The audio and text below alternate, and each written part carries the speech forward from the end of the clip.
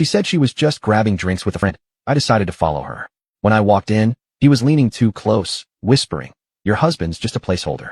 I knocked him out in front of everyone, threw my wallet on the table, and told my wife, "Take everything you want. You'll never see me again." I never imagined I'd be sharing my story here, but life has a way of throwing curveballs you never see coming. I'm a 38-year-old guy, and my wife, let's call her Sarah, is 36. We've been married for 8 years, living in a cozy apartment in Lincoln Park, Chicago. Our life together seemed solid, until recently. It all started a few weeks ago. Sarah mentioned she was going out for drinks with her friend Lisa. This wasn't out of the ordinary. They've been close since college. But something about the way she told me felt off. Maybe it was the slight hesitation in her voice or the way she avoided eye contact. I couldn't put my finger on it, but my gut was telling me something wasn't right. That evening, after Sarah left, I found myself restless. The nagging feeling wouldn't go away. I know it sounds crazy, but I decided to follow her. I grabbed my coat and headed out, keeping a fair distance behind her cab. I wasn't even sure what I was looking for. I just knew I needed to see for myself. To my surprise, the cab didn't head towards downtown where Lisa usually hangs out. Instead, it stopped at a bar in Wicker Park, a place we'd never been to together. My heart sank. I parked across the street and watched as Sarah entered the dimly lit establishment. After a few minutes, curiosity got the better of me, and I walked in. The bar had a rustic vibe, with exposed brick walls and low-hanging lights. I scanned the room, and there she was, sitting in a corner booth with a man I didn't recognize. He was leaning in close, whispering something in her ear. She laughed. A laugh I hadn't heard in a long time. I moved closer, trying to hear over the ambient noise. As I approached, I caught the man saying, "Your husband's just a placeholder." Time seemed to slow down. My vision blurred with rage. Without thinking, I marched over to their table. The man looked up, smirking. I couldn't contain myself. I swung my fist, connecting with his jaw, and he crumpled to the floor. The bar fell silent. All eyes were on us. I turned to Sarah, pulled out my wallet, and slammed it on the table. "Take everything you want," I said, my voice shaking. "You'll never see me again." I walked out, heart pounding, and didn't look back. The next few days were a blur. I crashed at my friend Dave's place, trying to process everything. Sarah called and texted nonstop, but I couldn't bring myself to respond. I felt betrayed, humiliated, and lost. Eventually, I decided I needed answers. I met up with Lisa to get her take on things. Turns out, Sarah hadn't seen her that night. Lisa was shocked and apologized, saying she had no idea what was going on. Feeling the need to confront Sarah, I agreed to meet her at our apartment. She looked distraught, eyes puffy from crying. She admitted to the affair, saying it had been going on for a few months. She claimed she felt neglected because I'd been working long hours, trying to get a promotion at work. I couldn't believe what I was hearing. I'd been busting my ass to provide a better life for us, and this is how she repaid me? I told her it was over and that I'd be filing for divorce. The following weeks were tough. I moved out, staying with Dave until I found my own place. The divorce proceedings were messy as expected. Friends and family took sides, and I learned who my true supporters were. One evening, I was scrolling through Reddit and stumbled upon r/cheating_ stories. Reading other people's experiences made me feel less alone. I decided to share my story, hoping it might help someone else going through a similar situation. The support from the Reddit community was overwhelming. People shared advice, offered words of encouragement, and some even shared their own stories of betrayal and healing. It was therapeutic, in a way, to connect with others who understood the pain I was experiencing. As time passed, I focused on rebuilding my life. I threw myself into work, hit the gym regularly, and even picked up some old hobbies I'd neglected. I started attending therapy, which helped me process the betrayal and work through my emotions. One day, while grabbing coffee at a local cafe, I met Emily. She was kind, funny, and had an infectious smile. We struck up a conversation, and before I knew it, we were exchanging numbers. I was upfront about my past, and she was understanding and patient. She'd been through her own share of heartbreak and knew the importance of taking things slow. Through Emily, I learned to trust again. She showed me that not all relationships are doomed to fail, and that love can be found even after the deepest betrayals. We took trips together, explored new hobbies, and built a foundation based on mutual respect and understanding. Looking back, I realized that Sarah's betrayal, while painful, was a turning point in my life.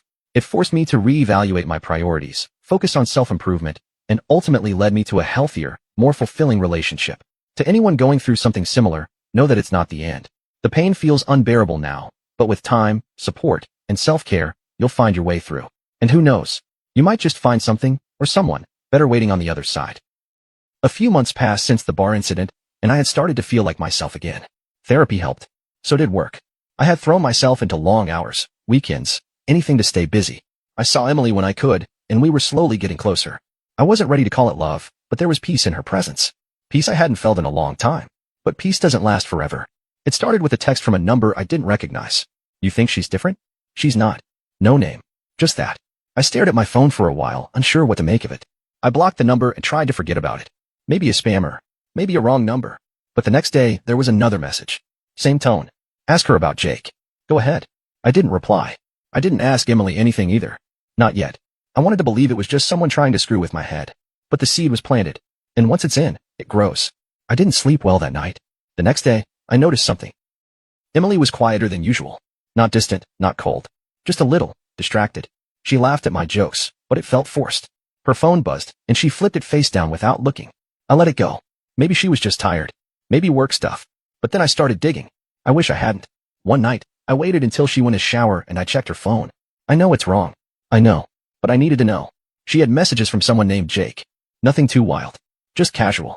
Too casual. Miss you today? Smiley face. Next week? Just us. He doesn't know, right? I felt my throat close. My hands started shaking. I didn't confront her right away. I needed time to think. I drove around for an hour, ended up parked near Lake Michigan, just staring at the water. My mind kept flashing back to that night in the bar. Different woman, same lie. Was I a placeholder again? Later that night, I asked her, who's Jake?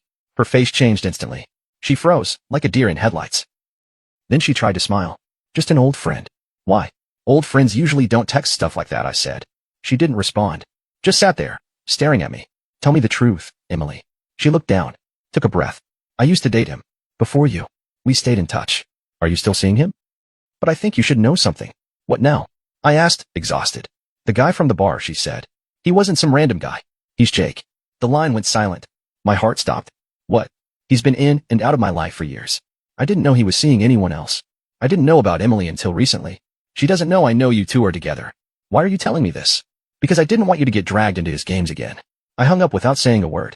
I sat there, phone still in my hand, wondering how I could have been so blind. Again, I wanted to scream, break something, but I just sat there. Was everything just one big setup? And most of all, what the hell did Jake want with both of us? This wasn't over. Not by a long shot. The silence between me and Emily stretched into a week. I didn't know what to do, and honestly, I wasn't sure what was real anymore. I kept playing the pieces back in my head: Sarah, Jake, Emily. All tangled up in this twisted knot that suddenly made no sense. I decided I needed to know who Jake really was. If he was tied to both Sarah and Emily, something bigger had to be going on. So I did something I never thought I'd do. I met up with Sarah. We met at a diner on the edge of Logan Square, far from anywhere familiar. She looked tired, older than when I last saw her. Betrayal does that to people. I didn't care about pleasantries. I got straight to it. Tell me everything you know about Jake. She looked down at her coffee, then back up at me. Jake's not who he says he is. Go on. He wasn't just someone I hooked up with. He was my therapist, at first. I blinked. Wait. What? I was seeing him for stress. Anxiety. He was good at what he did, too good maybe. He got in my head. He made me feel things, told me you didn't appreciate me, that I deserved more. That's how it started. Then it got physical. Then obsessive. You're telling me a licensed therapist seduced you, and now he's... What? Dating Emily. I don't know if they're actually dating, she said. But when I found out who he was texting, your new girlfriend, I panicked. He's playing a game, Mark. What kind of game? I think he picks people. Couples. Finds cracks. Then he slides in and destroys everything. I stared at her. That sounds insane. I know, she whispered. But I'm not lying. I didn't even want to tell you this. But after that night in the bar, after you hit him, he kept contacting me. Like he wanted revenge. Why would he want revenge on me? She looked me straight in the eyes. Because you got away. You left me. You didn't fall apart like he wanted. But now he's found a new way in. Through Emily. I walked out of that diner in a daze. None of it made sense, and yet, all of it did. Jake wasn't just some guy. He was deliberate. Calculated. And somehow, both Sarah and Emily had been tied to him. That night, I texted Emily. We need to talk. Now. She responded almost instantly. Come over. Please. I drove to her place in silence, my head pounding with questions. When I got there, she opened the door looking like she hadn't slept in days. I know, she said before I could speak. You know what? About Jake. About Sarah. About everything. I stepped inside. Her apartment was dim. Her phone was on the table, screen cracked. There were messages open on it from Jake. He told me everything, she said, her voice shaking. He admitted he knew Sarah. That it wasn't a coincidence. He said he's been watching you for years. My blood ran cold. Watching me? Yes. He said he likes to reshape lives. To see what happens when people are pushed to the edge. He called it an experiment. I sat down, trying to breathe. This was bigger than cheating. This was manipulation. Psychological warfare. Emily looked at me. I didn't know until last week. When you asked about him, I confronted him. That's when he snapped. He said if I didn't keep playing along, he'd ruin both of us. Did you sleep with him? I asked. She hesitated. Once. A long time ago. Before you and I got serious. But he used that to manipulate me. My fists clenched. I wanted to find him, confront him, but I knew I couldn't act blindly. Then Emily said something that flipped everything again. There's one more thing. He recorded us. Me and you. In my apartment. Cameras. I found them. She handed me a tiny black object. A hidden camera lens. One of several. He's been watching us, Mark. I stared at it, my stomach churning. This wasn't just personal anymore. This was dangerous. We were being watched. Played. Used like puppets. And Jake? He wasn't just a cheater. He was something else entirely. I didn't know what the next move was, but I knew one thing. I wasn't going to let him win. We didn't sleep that night. Emily and I sat in her living room in silence, the camera lens sitting on the coffee table like a live grenade. My thoughts were spinning. Jake had been in both our lives, carefully, deliberately, calculating every move. He had filmed us, manipulated us, poisoned everything around us. And for what? Entertainment? Control? I wasn't about to let it end that way. The next morning, I made a plan. I wasn't going to the cops. Not yet. I needed answers. I needed him to say it to my face. To admit what he did. So I messaged him. Meet me. No games. 1 hour. Cafe Monroe. It was a public place. Neutral. Safe enough. Emily begged me not to go alone. I told her I had to. When I walked into the cafe, Jake was already there, sitting in a booth like he had been expecting me all along. Calm. Relaxed. Wearing that same smug smile I'd seen the night I punched him. You're persistent, he said, sipping his coffee like we were old friends catching up. I sat down. Why? He tilted his head. Why what? Why me? Why Sarah? Why Emily? What the hell do you get out of this?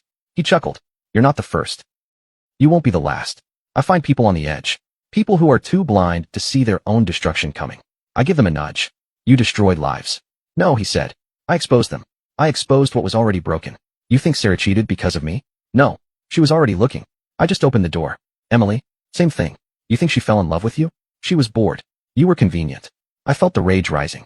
My fists clenched under the table. Jake leaned in, voice low. You were always just a placeholder. That's all you've ever been. I stood up. And this time, I didn't hit him. I didn't yell.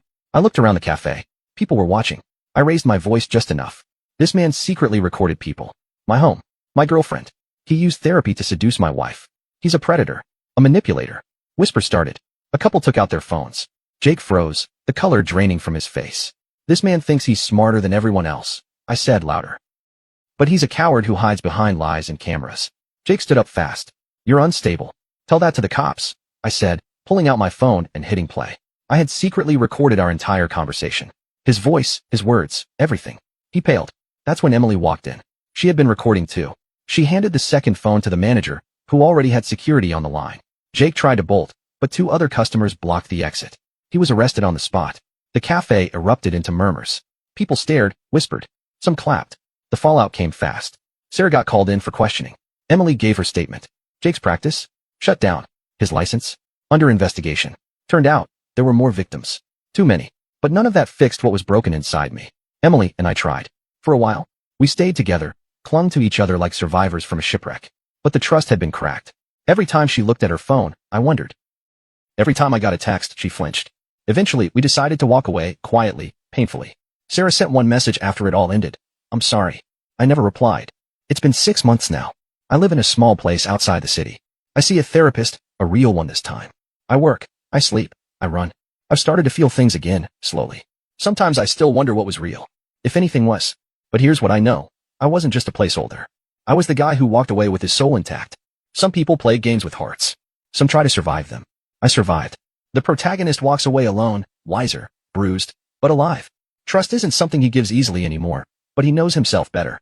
He's not hopeful, not desolate, just real. الغنوة اللي جاية دي حضراتكم هقولوها معايا يعني انتوا رغبتكم بس انتوا اول ما هتسمعوها هتعرفوا انما انا عايز اقول لكم هي كلمات مين هي كلمات الدكتور مدحت العدل والحان خالد حماد وتوزيعه برضه هنغنيها اول ما تسمعوا الدخول هتغنوا معانا على طول